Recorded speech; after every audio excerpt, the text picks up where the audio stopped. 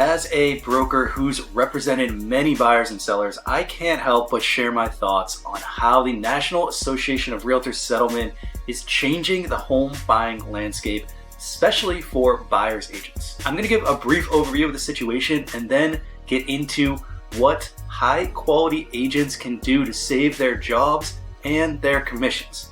You're definitely going to want to stick around for that one.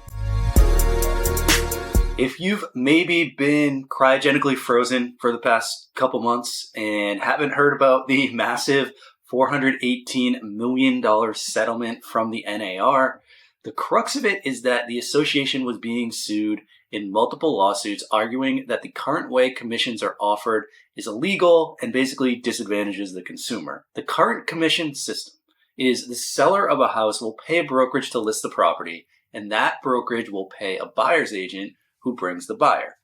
The commissions are anywhere from 4 to 6%, and the sellers and buyers brokerage usually split that amount evenly. There's still plenty of debate on the legality of this commission structure, which we're not getting into here, but what's happened is rather than fight multiple cases against them, the NAR just decided to capitulate and settle them. Now, this resulted in the aforementioned payout, as well as a stipulation that buyer's agent's compensation cannot be disclosed on the MLS, which is basically where all residential properties for sale are listed. And an important note here is that buyer's agents can still be compensated. It just can't be advertised on the MLS platform. This leaves a huge level of uncertainty for buyer's agents because come mid-July, when these rules are implemented, you are not guaranteed to know where your commission is coming from unless you have some sort of written agreement ahead of time with the buyer or seller. But the process to arrive at that agreement is still widely unknown, and any information out there now is just pure speculation.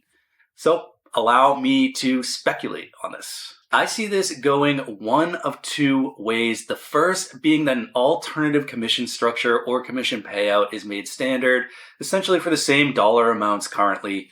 Since the door is still open for commissions to be offered outside of MLS, I wonder if other platforms like a Zillow or a Redfin can find a way to creatively offer buyers commissions. Or maybe a new organization enters the picture instead of the NAR that's able to standardize a more acceptable and legal commission structure. Now, this outcome is definitely easiest for agents as they could continue business as usual, just with a different payout model. The problem with this route is that I think alternative marketplaces like Zillow and Redfin are going to be very, very hesitant to adopt anything close to the current commission structure, or anything at all for that matter, because if these lawsuits were brought against the NAR, they could absolutely be brought against them.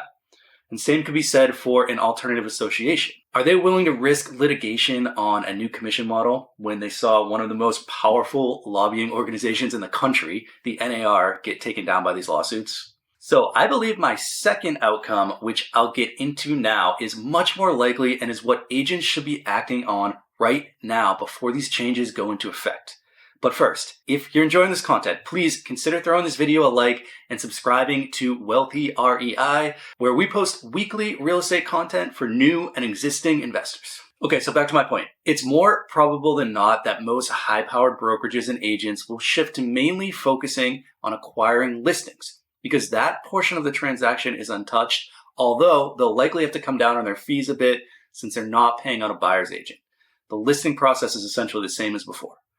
The problem with this is that in a seller's market, like we have today, there's just not many listings in comparison to how many agents there are. In fact, a 2023 study by the CFA found that more than 1.5 million residential agents, including brokers, compete for home sales, usually totaling 5 to 6 million annually. That is not a lot for how many agents there are. So if you're not able to acquire listings, representing the buyer is the next best option, but now your commissions are in serious doubt. So what do? You need to demonstrate and market your value. If you are a quality, experienced agent, you have immense value in the real estate transaction, and the successful agents moving forward will figure out how to monetize that. So for example, like the real estate agent is the best person to comp values in their market as they know it intimately. They're also likely a strong negotiator or know of offer trends like closing cost concessions, timelines, what contingencies to waive, things like that. And lastly, a good agent almost always has a network. Like they know of great home inspectors, lenders, architects, repair people, you name it. Another example is something I specialize in, which is advising investors on small multifamily purchases, which involves screening the market for value-add opportunities, underwriting potential deals to make sure they meet the required return, suggesting renovations to maximize rent, project budgeting, and even some light project management in some cases. But while I'm investor-oriented, there may be some agents who specialize in like corporate relocations or first-time home buyers, just to name a few. These are all examples of value that people will pay for. You just need to market it correctly. And the way to do this is a more a la carte offering. You need to market separate one-off services that you specialize in that customers can buy. Like it's so easy to find open houses now that maybe clients don't want to pay for in-person showings, but want an agent to put together offers. Maybe someone wants a CMA drawn up just to make sure they're not overpaying. And then again, maybe they're just buyers who want their hand held through the whole process and don't mind paying for it. The list goes on and on for these services, and they may be a nice alternative to the current commission model.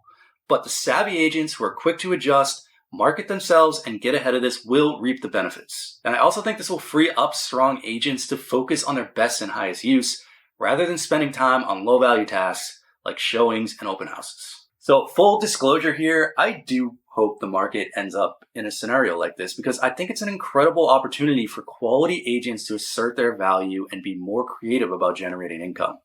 Now, I think it could offer buyers the ability to pay for only the services they want, sellers to pay less on listing fees, and I think it'll raise the competency in the home buying process across the board.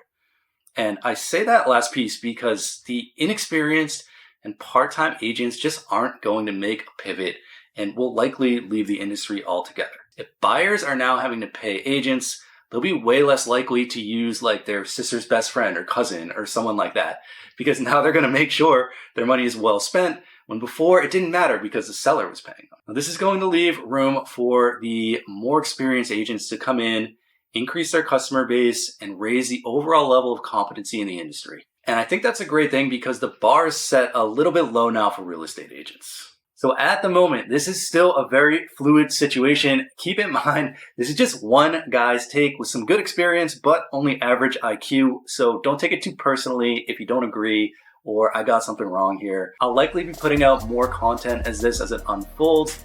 So if you like this, remember to subscribe and let me know what you think in the comments below. And if you're looking for some real estate investment content, you can find my videos here. I post every week, so set your notifications so you can tune into those. Thanks for watching, and I hope to see you next video.